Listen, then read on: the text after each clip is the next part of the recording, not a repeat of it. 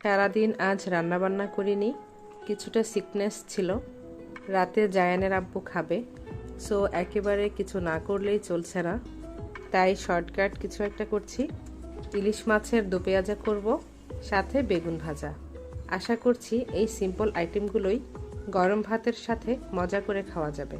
ইলিশ মাছ marinate হতে দিয়ে চলে এলাম বেগুন মেরিনেট করতে। বেগুনের চাকগুলোতে পরিমাণ মতো মরিচের গুঁড়ো, হলুদের গুঁড়ো অ্যান্ড লবণ অ্যাড করছি, সাথে সামান্য সরিষার তেল অ্যাড করছি। আজকের রান্না পুরোপুরি সরিষার তেলে করার ইচ্ছে, তাই সরিষার তেল অ্যাড করলাম। আপনারা চাইলে সয়াবিন তেলও অ্যাড করতে পারেন, কোনো সমস্যা নেই। মাছ কিছুক্ষণের জন্য মেরিনেট করে চলে যাচ্ছি রান্নায়।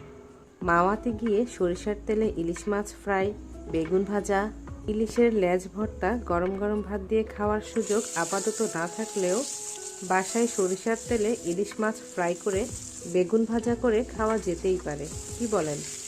আর ইলিশ মাছ ফ্রাই বোধহয় সরিষার তেলে করলেই বেশি ভালো লাগে। আজ এই ইলিশ ভাজার তেলেই বেগুনগুলো ভেজে নেব, তাই শুরুতেই তেল একটু বেশি অ্যাড করেছি। মাছগুলো ভাজা ভাজা হয়ে গেলে উঠিয়ে নিচ্ছে। চাইলে এভাবেই ইলিশ ভাজা দিয়ে ভাত খেয়ে নেওয়া যাবে। যেহেতু দো পেঁয়াজা করার ইচ্ছে, তাই এভাবে খাবো না। দো পেঁয়াজার জন্য পরিমাণ মতো তেল রেখে ইলিশ মাছ ভাজার বাকি তেল অন্য প্যানে নিয়ে নিয়েছি।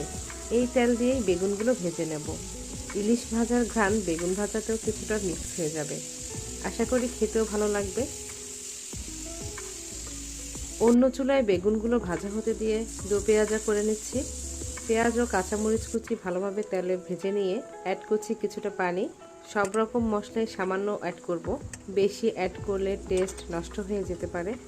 মশলাগুলো ভালোভাবে কষিয়ে নিচ্ছি। ঢাকা দিয়ে কিছুক্ষণ অপেক্ষার পর তেল উপরে ভালোভাবে ভেসে উঠলে অ্যাড করছি ভেজে রাখা মাছগুলো।